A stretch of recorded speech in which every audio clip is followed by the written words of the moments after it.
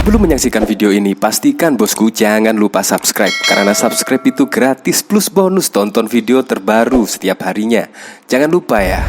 Ya, menurut saya serangan dari MPR ini untuk memecat Sri Mulyani, menurut saya sih agak salah alamat ya, dan juga berlebihan, bahkan karena mengusulkan memecat Sri Mulyani. Nah, luka-luka yang lama juga diumbar oleh para netizen, ya termasuk ini Denny Siregar, yaitu dalam cuitannya menyebut Pak Fadil Muhammad mending fokus aja Pak bayar hutang BLPI ke negara sebesar 136 miliar. Kalau hutang sudah dibayar baru boleh marah-marah ke Sri Mulyani. Itu ujar Denny Siregar sambil menyertakan link berita MPR berang anggaran dipangkas, minta Jokowi pecat Sri Mulyani. Kemungkinan kira-kira akan didengarkan oleh Presiden Joko Widodo? Ya, menurut saya enggak sih. Presiden Joko Widodo memanggil Sri Mulyani yang pada waktu itu menjadi pemimpin di World Bank.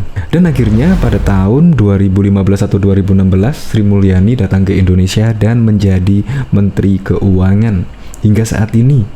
Bahkan di periode pertama Sri Mulyani tidak pernah terreshuffle. Dan bahkan Presiden Joko Widodo pada waktu itu mereshuffle beberapa kali, Sri Mulyani juga lolos. Dan juga fakta yang lain, Sri Mulyani setiap tahun mendapatkan penghargaan, yaitu sebagai Menteri Keuangan terbaik di dunia, di Asia, dan masih banyak lagi penghargaan-penghargaan yang telah diterima oleh Sri Mulyani.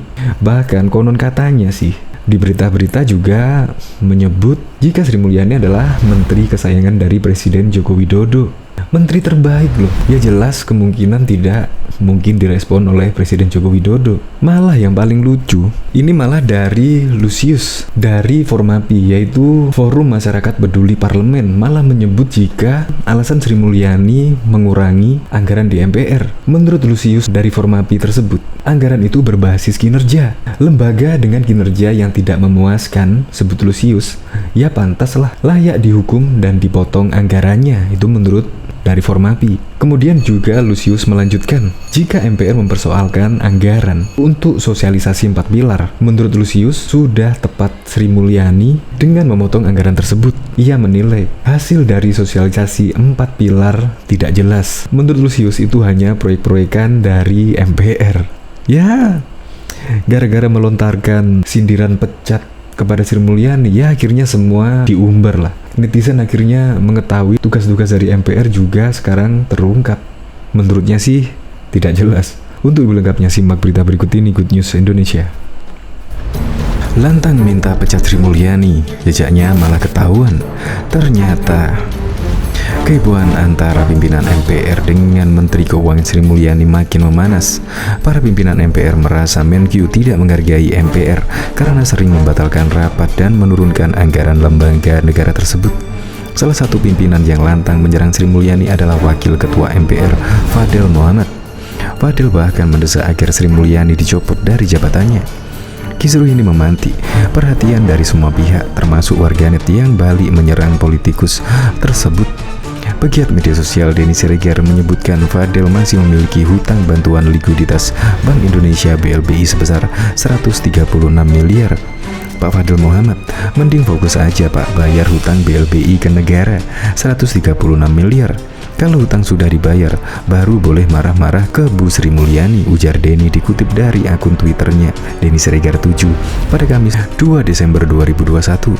Mengutip data Kementerian Keuangan per Desember 2020, Fadil memang tercatat masih memiliki hutang BLBI sebesar 136,43 miliar atas kepemilikan Bank Intan.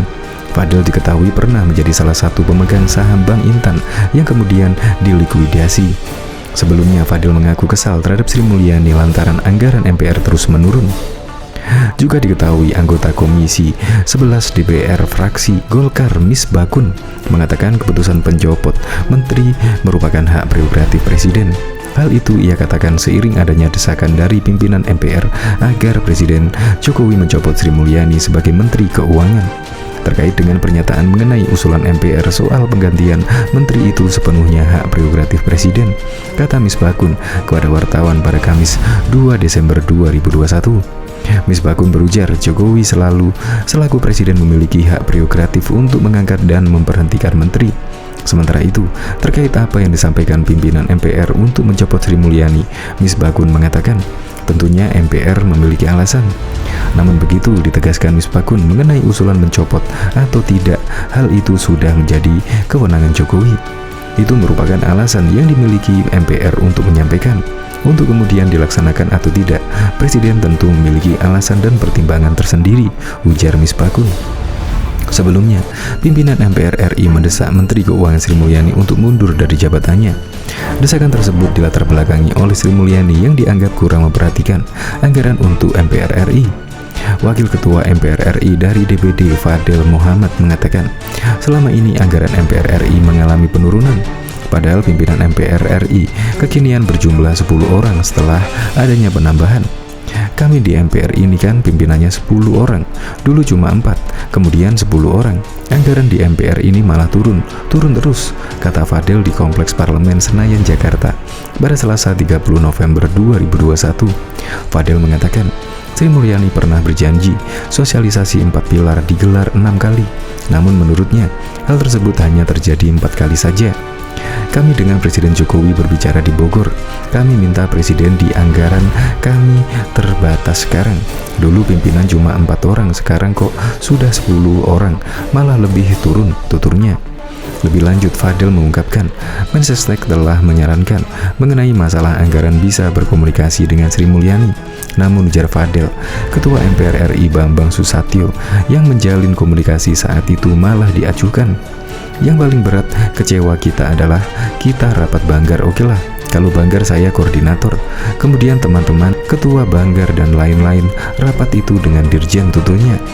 Pimpinan MPR rapat dengan Menteri Keuangan, kita undang dia Sri Mulyani. Sudah atur waktu semuanya, tiba-tiba dibatalin 2 hari kemudian.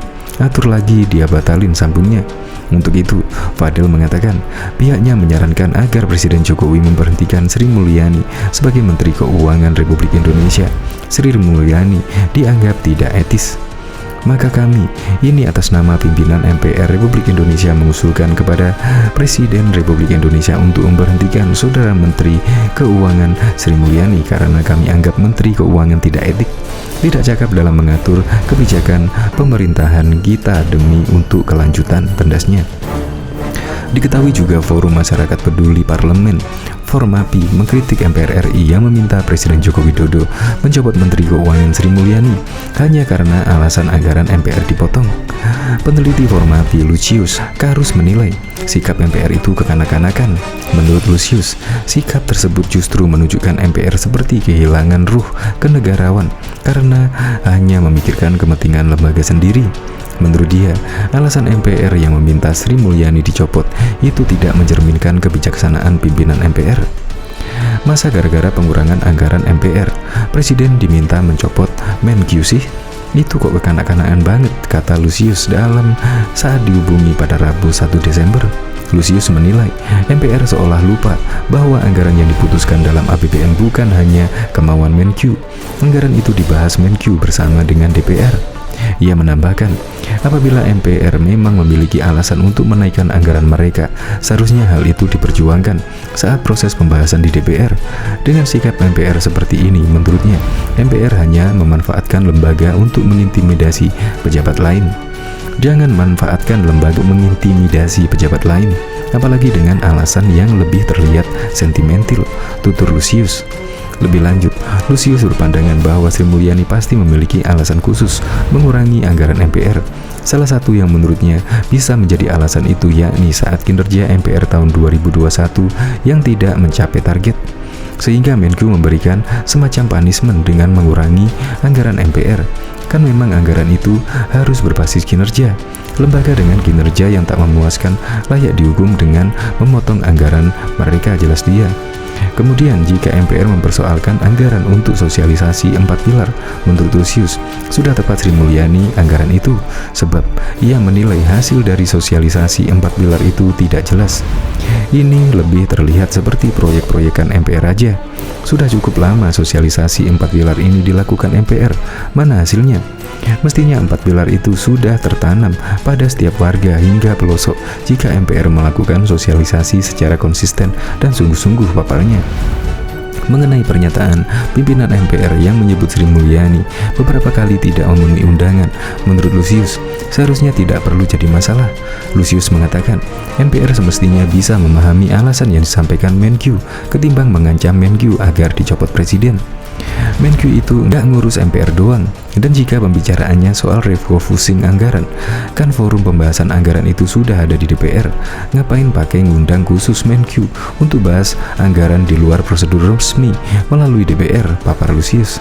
Lagian Menkyu itu hanya punya kewajiban untuk menghadiri raker atau rapat-rapat dengan mitra di DPR. MPR itu bukan mitra Menkyu, jadi kalau pas janjian ketemu Menkyu tidak bisa hadir, ya pasti ada alasan rasional yang disampaikan. MPR jangan ngambek, pungkasnya.